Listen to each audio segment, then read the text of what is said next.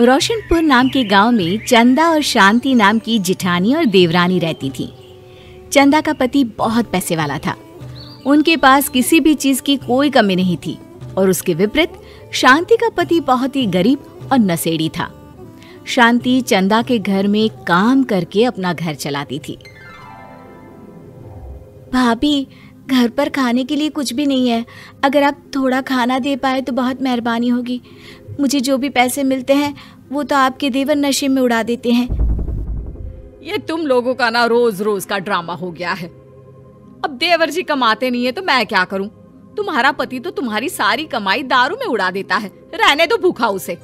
अरे ऐसे मत बोलिए भाभी, आप तो जानती ही हैं कि वो मन के कितने साफ हैं, पर इस बेरोजगारी के कारण उन्हें दारू पीने की लत लग गई है।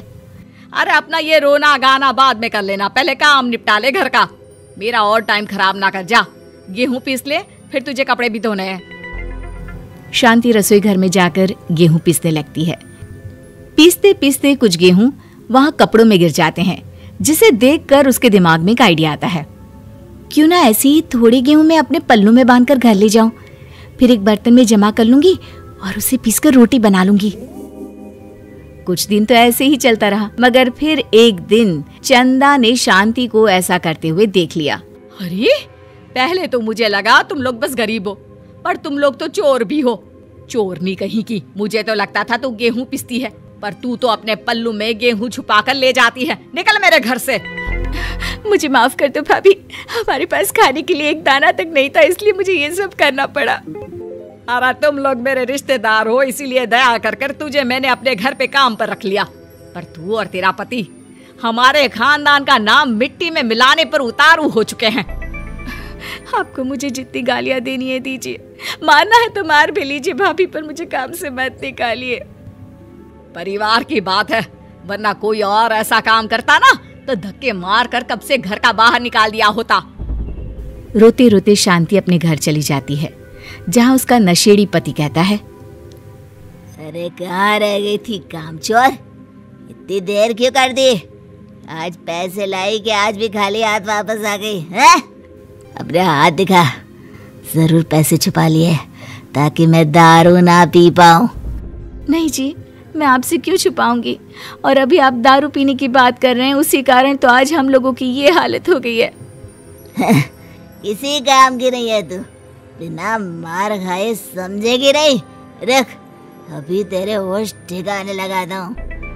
रामलाल शांति को बहुत मारता है। शांति का मन दुखी हो जाता है और वो गांव के तालाब के पास के एक पेड़ के नीचे बैठकर फूट फूट कर रोने लगती है। मैंने कभी किसी का बुरा नहीं किया, फिर भी भगवान मेरे साथ ऐसा क्यों कर रहा है? मैं तो रामलाल जी की फिक्र करती हूँ, फिर भी उन्होंने मुझे इतना मारा। तभी उसे एक आवाज सुनाई देती है, रोने की कोई जरूरत नहीं है बेटी, चिंता क्यों करती हो? ये आवाज कहाँ से आ रही है? शांति अपने आसपास देखती है, उसे कोई नहीं दिखता। वो ऊपर देखती है, जहाँ उसे एक छोटी सी परी दिखती है। आप कौन है? आप तो कोई परी लगती हैं। हाँ बेटी, मैं इसी पेड़ पर रहती हूँ। मैंने तुम्हारी सारी बात सुनी, अब तुम्हें फिक्र करने की कोई जरूरत नहीं। अपनी आंखें बंद करो। शांति आंखें बंद करती है और जादुई परी अपनी छड़ी घुमाती है। उसकी छड़ी घुमाते ही पेड़ के सारे पत्ते सुनहरे रंग के हो जाते हैं। परी उनमें से एक पत्ता तोड़ लेती है और फिर से अपनी छड़ी घुमाती है, जिसके कारण सारे पत्ते पहले की तरह साधारण से दिखने लगते हैं। आंखें खोलो बेटा। लो, इस पत्ते को ले जाकर अपने तकिए के नीचे रख देना। ये तो एक साधारण पत्ता है, इससे क्या होगा? ठीक है, अगर आप कहती हैं तो मैं इसे रख लेती हूँ। शांति उस पत्ते को लेकर अपने घर जाती है और अपने कमरे में तकिए के नीचे रखकर सो जाती है। सपने में उसे वही पेड़ वाली जादुई परी दिखाई देती है। बोलो शांति, क्या चाहिए तुम्हें?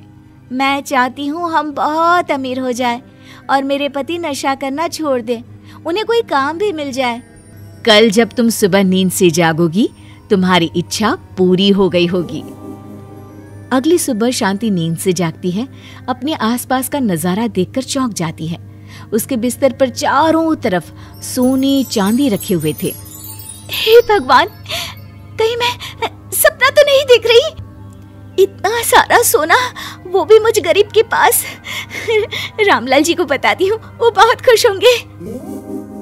शांति जैसे ही कमरे के बाहर जाती है, वो देखती है कि रामलाल सूट बूट पहने काम के लिए बाहर जा रहा होता है।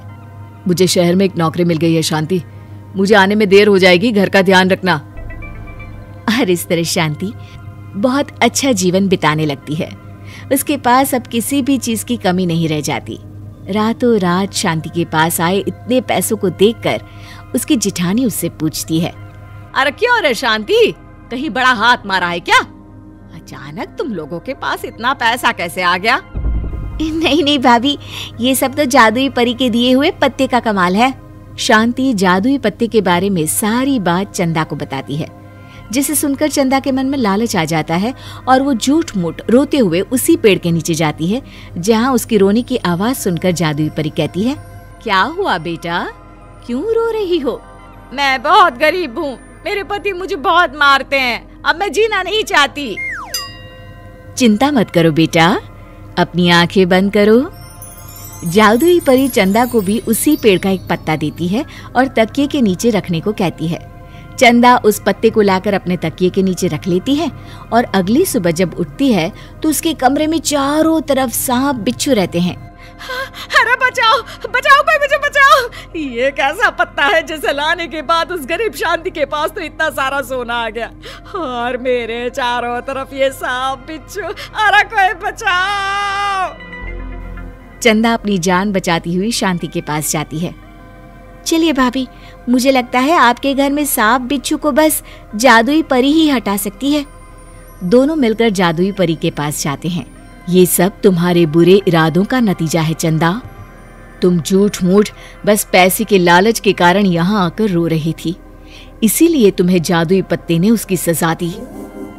अरे मुझे माफ कर दीजिए जादुई परी, मेरे मन में लालच आ गया था। अरे शांति, तुम भी मुझे माफ कर दो, मैंने तुम्हारे साथ बहुत गलत किया है, फिर भी तुम मेरी मदद के लिए आई। चंदा को अपनी गलती का एहसास हो जाता है, इसलिए जादुई परी उसके घर से सारे सांप बिच्छू को गायब कर देती है। चंदा और शांति आपस में मिलजुल कर रहने लगती हैं।